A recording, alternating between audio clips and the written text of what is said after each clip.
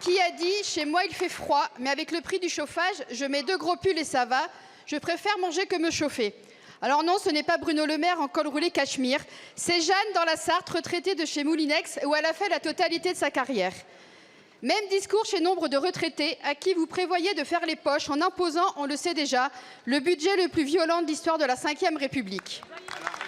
Monsieur le Premier ministre, je vous suspecte d'avoir été trop attentif aux propositions de M. Attal, dont le ministre de l'économie prévoyait déjà une sous-indexation des retraites dans le secret des couloirs de Bercy. Souffrez que nous vous disions aussi ce que nous en pensons. Refuser d'indexer les retraites sur l'inflation durant les mois d'hiver, c'est ignoble. Plutôt que de rétablir une dose de justice fiscale, vous faites le choix de matraquer une catégorie de la population qui n'a fait que s'appauvrir ces 5 dernières années. Et ce n'est pas une découverte. La précarité des seniors s'accentue à mesure que les services publics reculent. Qui assure les services auprès des personnes âgées? Les services d'autonomie, les EHPAD publics, le portage des repas, l'accompagnement administratif. Précisément les collectivités locales que vous voulez mettre au régime alors qu'elles sont déjà à l'os. Mes chers collègues, vous êtes des élus de territoire. Vous connaissez la détresse de nos anciens. Vous savez où nous conduisent ces politiques, alors n'en soyez pas les complices. Parce que personne ne devrait se sentir suffisamment légitime pour toucher à l'indexation des retraites. Moins encore un Premier ministre issu d'un parti qui a perdu toutes les élections dans ce pays depuis 15 ans. Monsieur le Premier ministre, le peuple français est souverain et le peuple français n'a pas voulu de vous. Alors au nom de quoi lui imposez-vous des mesures aussi dégradantes pour la République et la dignité? Effectivement, le gouvernement a décidé de retarder de 6 mois la revalorisation des pensions de retraite hors minima sociaux qui sera faite en juillet 2025 et non en janvier. Le principe de l'indexation des retraites sur l'inflation est sauvegardé. La date est simplement décalée pour tenir compte du contexte exceptionnel des finances publiques et des bonnes nouvelles sur l'évolution des prix. Ce mécanisme de décalage est d'ailleurs similaire à celui mis en œuvre en 2014.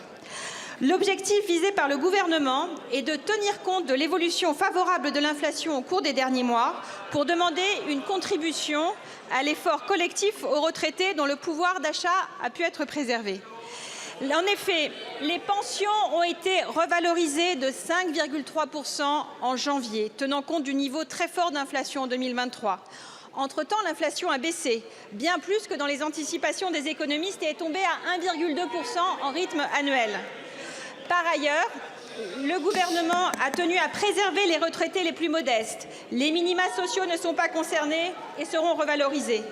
Et enfin, en complément des 600 000 personnes qui avaient bénéficié d'une revalorisation en septembre 2023, à nouveau, environ 850 000 personnes ont vu leur petite retraite revalorisée le 1er octobre, conformément aux engagements pris lors de la dernière réforme portée par Elisabeth Borne et Olivier Dussopt. Donc je comprends parfaitement, nous comprenons parfaitement que ce décalage puisse être source d'inquiétude, mais comme l'a dit le Premier ministre, c'est un effort général et nous sommes ouverts aux discussions avec les parlementaires. 2 millions, c'est le nombre de personnes seniors qui vivent sous le seuil de pauvreté. Et la grande majorité sont des femmes dont les pensions de retraite sont 40% moins élevées que celles des hommes. Vos mesures vont projeter ces 2 millions de personnes dans une précarité encore plus grande. Encore une saignée. Monsieur le Premier ministre, vous faites de belles phrases sur les services publics, mais la réalité de vos choix politiques les précipite dans le chaos. L'hôpital, l'éducation, les transports ou la culture n'ont pas besoin de jolis mots, mais d'esprit public et de moyens. Or, vous annoncez, pour commencer, 40 milliards d'euros de baisse de dépenses publiques. Ces nouvelles coupes sombres, c'est la continuité de la destruction programmée de nos biens communs. Savez-vous qu'un budget, c'est 2 colonnes, les recettes et les dépenses? Et je note que, contrairement à vos prédécesseurs, vous envisagez d'utiliser la colonne recettes pour combler le déficit public. Mais l'effort demandé aux hyper riches est dérisoire. Seulement 0,3% des ménages les plus fortunés seront concernés, et de manière temporaire et dans des proportions anecdotiques. Vous allez récupérer seulement 2 milliards d'euros, une peau de chagrin. Ce n'est même pas la moitié de ce que le budget de l'État a perdu quand la Macronie a supprimé l'impôt sur la fortune en 2018. Le ruissellement Le ruissellement, il est allé dans les poches des hyper riches et des grands groupes pendant que la majorité se serre la ceinture. Ce n'est pas un hasard si au cours des 10 dernières années, la richesse des 500 plus grandes fortunes a augmenté de 1000 milliards d'euros et que les dividendes versés aux actionnaires du CAC 40 ont été multipliés quasiment par 2 en seulement 3 ans. Pendant ce temps-là, des gens meurent sur des brancards, Monsieur le Premier ministre. Nous n'arrivons plus à recruter suffisamment d'enseignants. Le 4e âge et la petite enfance sont maltraités. Et il nous faudrait aussi, enfin, répondre à de nouveaux besoins en créant, par exemple, une sécurité sociale alimentaire ou un grand service public de la réparation et du réemploi. Alors, je vous le demande, Monsieur le Premier ministre, par où allez-vous commencer votre saignée?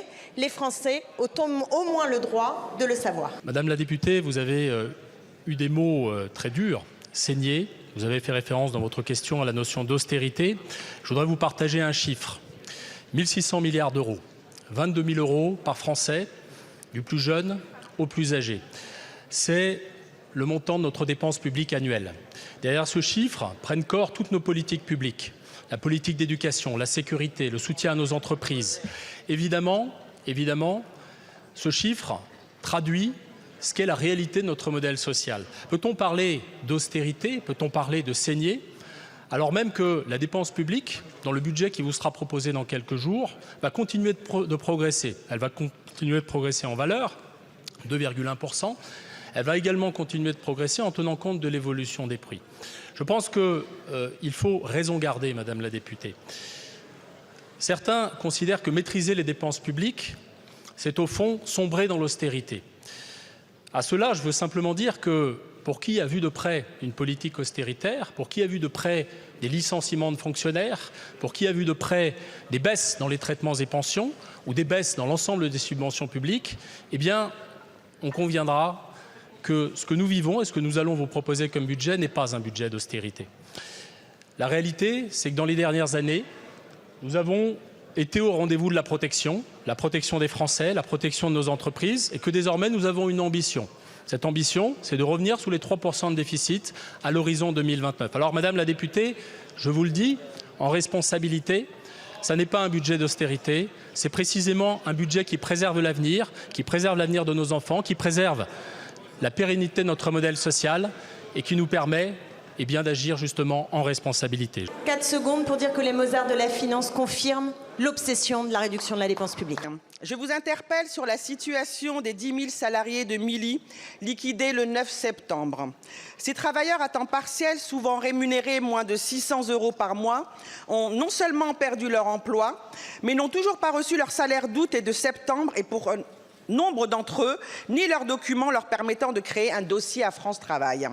Ils sont privés de leur droit au chômage, de leur droit à une vie digne. Cette catastrophe sociale, certainement une des plus importantes depuis 40 ans, est ignorée.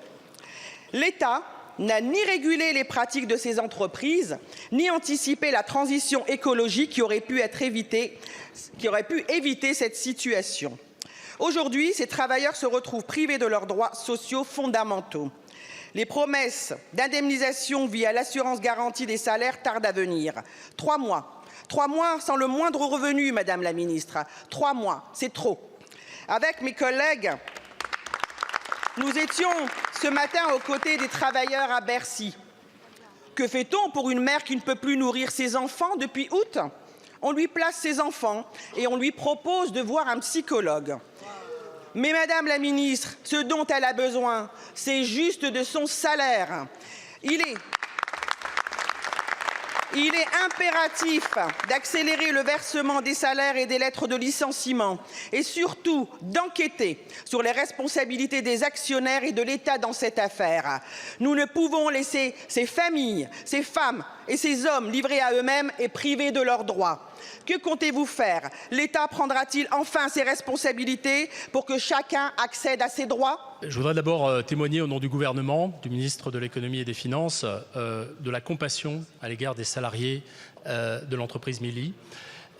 Nous avons, dans les derniers mois et dans l'année qui vient de s'écouler, fait tous les efforts pour essayer de redresser cette entreprise. Cela s'est traduit par l'intervention des services de l'État compétents, et en particulier du comité interministériel pour la restructuration industrielle, le CIRI. des propositions ont été faites et des actions ont été entreprises, notamment pour rééchelonner les dettes fiscales et sociales de l'entreprise. Un plan de retournement a été recherché, qui malheureusement n'a pas réussi à se concrétiser. Et vous le savez, Madame la députée, une délégation, ce matin même, a été reçue au ministère. Vous dire que dans le moment actuel, cette société qui est en liquidation et qui était dans une situation très complexe avec une activité de distribution de prospectus qui était déficitaire et en baisse structurelle depuis un certain temps, eh bien, avait des difficultés qui n'ont pas réussi à être surmontées. L'État s'est mobilisé et désormais il y a deux enjeux. Le premier enjeu, vous l'avez évoqué, c'est l'urgence. L'urgence de faire en sorte que les salaires qui sont dus aux salariés leur soient effectivement payés. Nous allons nous mobiliser, le ministre Antoine Armand et moi-même, afin que cet objectif soit atteint dans les plus brefs délais. Nous nous y engageons. Le deuxième enjeu, c'est celui du rebond, de la reconversion des salariés qui sont concernés.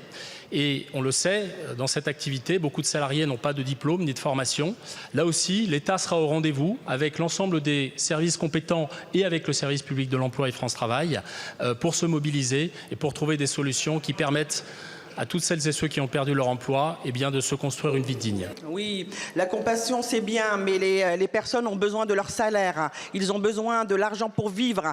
Si vous étiez avec nous ce matin à Bercy, vous auriez vu une maman pleurer parce que cet après-midi, effectivement, son mari allait au Resto du Cœur aller chercher à manger.